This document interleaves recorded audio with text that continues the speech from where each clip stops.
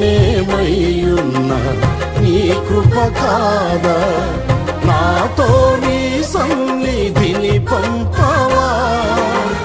ప్రతికూలతలు శృతి మించినను, సంధ్యాకాంతులు నిదురుల్చినను, తొలి వెలుగు నీవై ఉదయించి నాపై నడిపించినది నీవయ్యా. నీ కృపకు నన్ను పాత్రునిగా చేసి బలపరచిన యేసయ్యా. జీవ ప్రదాతవు నన్ను రూపించిన శిల్పివి నీవే ప్రభు.